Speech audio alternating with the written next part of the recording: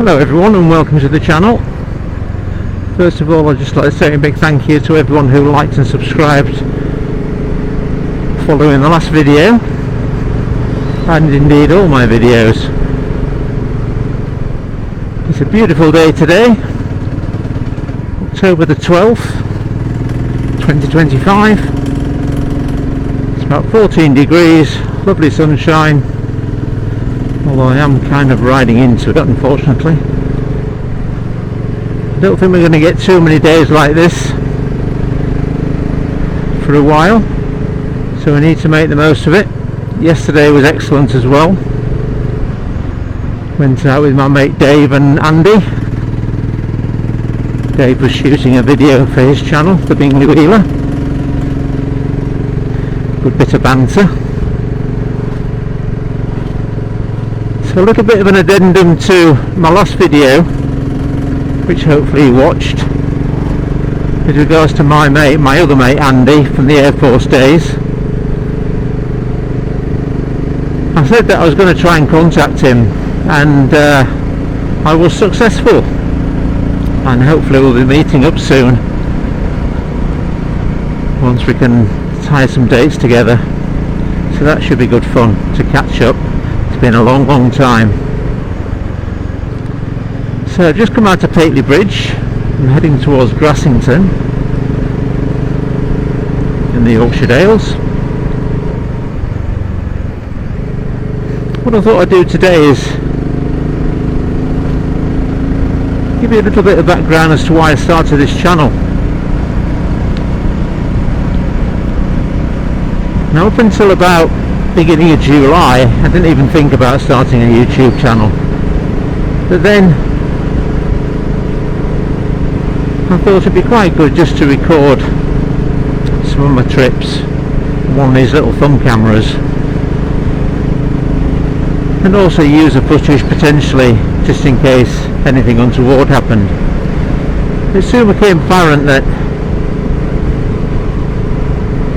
I actually wanted to do something else with it, so I thought, hell, why not start a YouTube channel. So I got another camera, slightly better one. Say my cameras are not the all singing all dancing ones that are £500 a pop, not at the moment anyway. Hopefully at some point in the future I might get that far, but it is what it is, and hopefully of adequate quality for people to keep watching. Anyway, so that's why, or how I started this channel really. I thought I'd also give you a couple of stories from my RAF days again.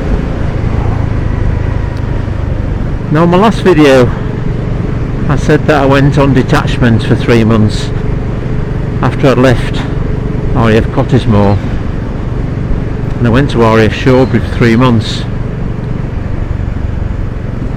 Now, once that detachment had finished, I then headed off to RAF West Drayton, which is in Middlesex, on the outskirts of London, and I was to work in the London Air Traffic Control Centre, affectionately known as LATSI. Just about everything's abbreviated in the forces. Now, LATSI itself is actually, or was actually, a civilian operation run by the Civil Aviation Authority. It's now moved to Swanage, but at the time it was at West Drayton. We're basically in the middle of a housing estate, which is a bit odd for an RAF base, but there you go, that's London for you, I guess. Now, my first posting within LATSI was to a department called the Aeronautical Information Section. Now, there weren't too many military bits to LATSI, or RAF West Drayton if you like, from an air traffic perspective. There was the Aeronautical Information Section, AIS, which is where I went. There was the low flying cell, which did low flying bookings for military aircraft going to bombing ranges. There was a bit down in the civilian control room called LJO, which is the London Joint Air Operations section, and they very much liaised with the civilian air traffickers, just to make sure that any military aircraft that were crossing the airways did so safely. Otherwise it could get a bit tragic. And the other section was the Distress and Diversion Cell, or D&D for short. So let's say I was posted to the Aeronautical Information section. Now that department or section pretty much just dealt with everything that no one else could think about doing. So we used to deal with things like sonic boom reports, low flying complaints, and a few other things. But one of the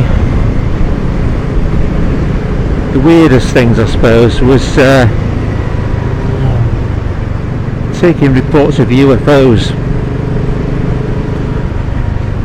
And what we used to have to do is, we got a UFO report, filled a form in, and then faxed it off to the MOD. Now what they did with it, God only knows. For all I know, they could have binned it, or they could have passed it on to Mulder and Scully to investigate or something.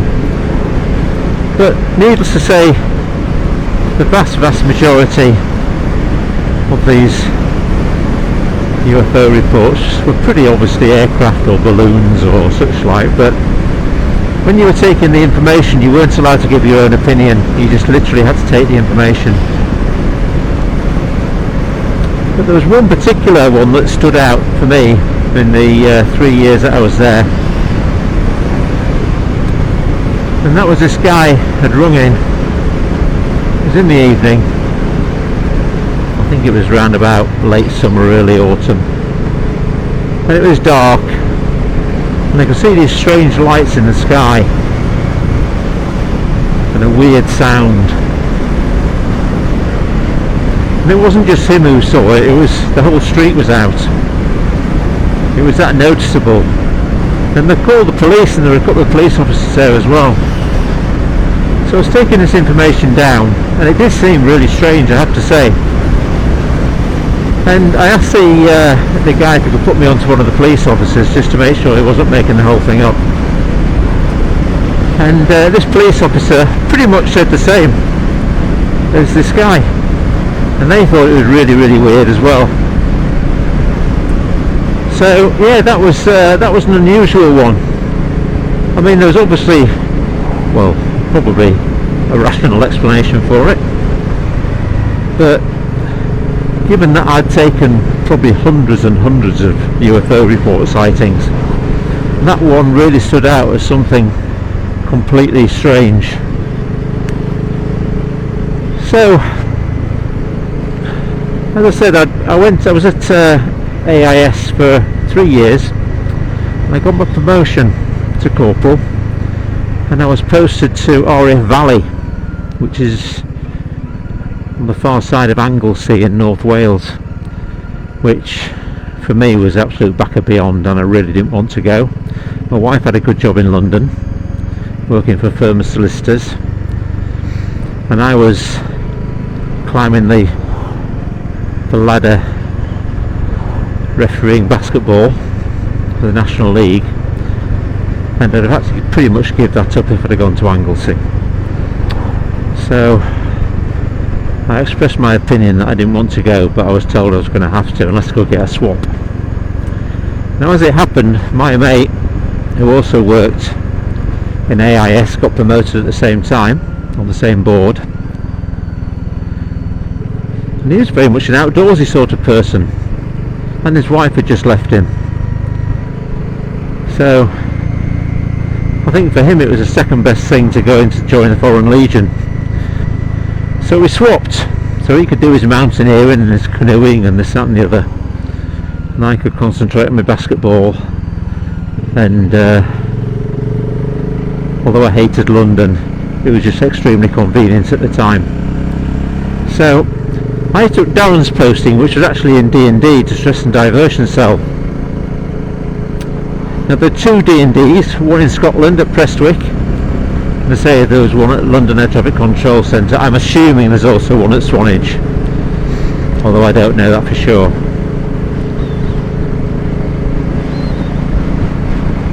So we used to deal with mainly civilian aircraft, light aircraft that had got lost or had emergencies, or were doing practice emergencies, and of course military aircraft who were in an emergency situation. And those emergency situations could be anything from mid-air collisions to faulty engines, all sorts of different things, as well as practice emergencies as well. So the way D&D was laid out was that there were two controllers and two support controllers, and I was a support controller, and in front of us we had this big screen which must have been about 12 feet by 12 feet, glass screen, and on the screen were the sites of all the main military radar stations around the country. And our area of responsibility was pretty much from the Scilly Isles more or less to the French coast and just south of the Scottish border. So if a military aircraft transmitted on the military emergency frequency, which was 243 decimal 0 or 243.0, then used to be a red line that would shoot out from the various radar stations on the map that had heard the response, that had acknowledged the response. And the idea was where they crossed was where the aircraft was. It's called auto triangulation. Now sometimes you might only get two, and occasionally you might only get one, which then became a bit of an issue. But on this particular day we were sat around just having a bit of a natter and a coffee, and working in D&D is very much like working in the fire service, where you could be sitting around for long periods of time and then suddenly all hell breaks loose. And this was one of those days. All of a sudden we got mayday, mayday, mayday. We're a pair of lightnings in the wash, and my partner's just ejected from his aircraft. Now,